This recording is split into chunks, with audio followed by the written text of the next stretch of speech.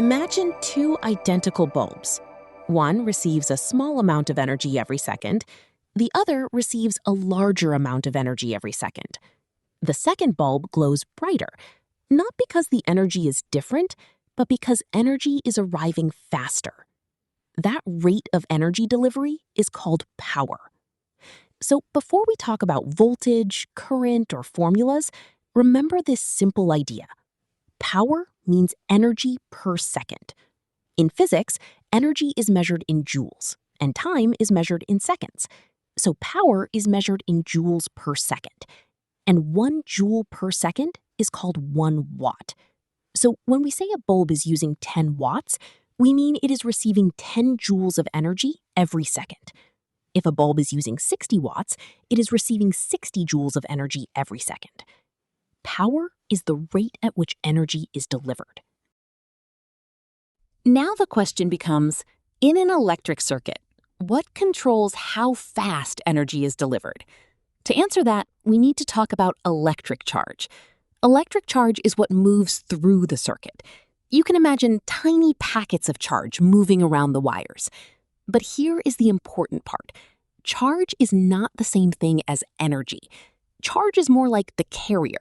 Energy is what gets delivered. So if we want to know how much power is delivered to a device, we need to know two things. First, how much energy does each amount of charge carry? Second, how much charge arrives each second? These two ideas are voltage and current.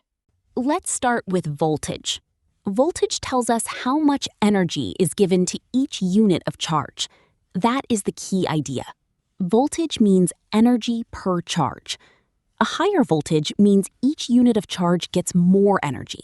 A lower voltage means each unit of charge gets less energy. For example, suppose 1 coulomb of charge moves through a battery. A coulomb is just a unit for measuring electric charge. If the battery gives that 1 coulomb 2 joules of energy, then the voltage is 2 volts. So 2 volts means 2 joules per coulomb. If the battery gives 1 coulomb 9 joules of energy, then the voltage is 9 volts. So voltage tells us how much energy each coulomb of charge receives. We can write this as voltage equals energy divided by charge, or V equals joules per coulomb. Now let's talk about current. Current tells us how much charge flows past a point each second. If a small amount of charge passes each second, the current is small.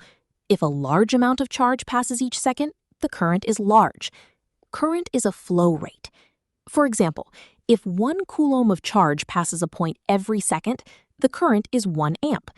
If 3 coulombs of charge pass a point every second, the current is 3 amps. So current means charge per second. We can write current equals charge divided by time, or I equals coulombs per second. Now we have the two ingredients. Voltage tells us energy per charge. Current tells us charge per second. So let's combine them. Suppose each coulomb of charge carries 2 joules of energy. That means the voltage is 2 volts. Now suppose 3 coulombs of charge arrive every second. That means the current is 3 amps. How much energy arrives every second? Each coulomb brings 2 joules, and 3 coulombs arrive each second. So the total energy delivered each second is 2 joules per coulomb multiplied by 3 coulombs per second. The coulombs cancel, and we are left with 6 joules per second.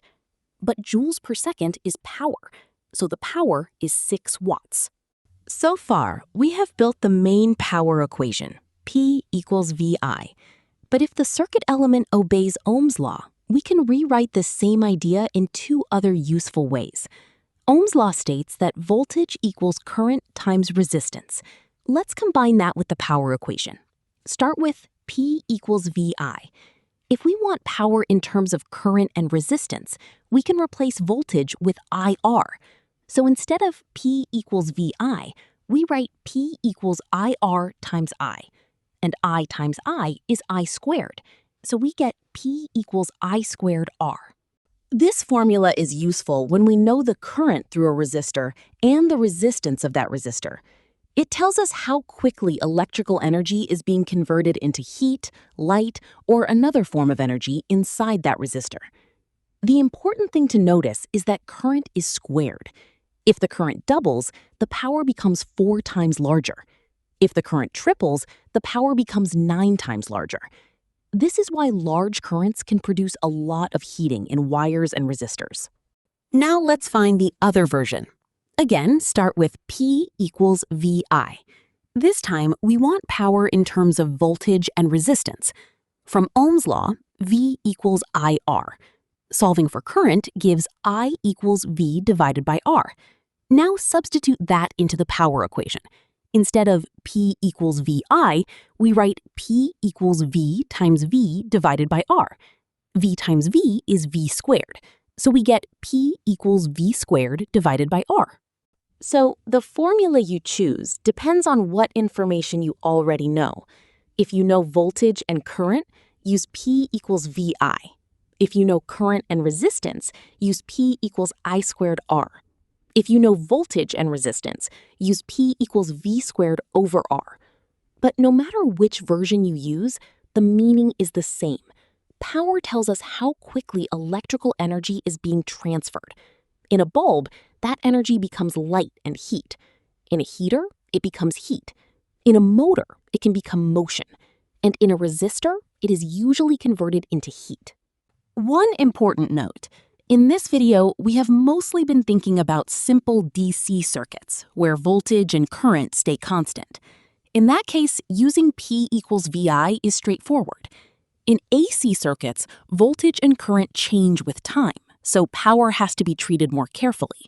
The basic idea is still the same. Power is the rate at which electrical energy is transferred. But for AC, we often talk about average power, RMS voltage, RMS current, and something called power factor. So P equals VI is not wrong in AC, but it needs a more careful interpretation. We will explore AC power in a future video. If this helped you understand electric power more clearly, consider liking the video and subscribing. In the next videos, we will keep building these ideas step by step. Thanks for watching.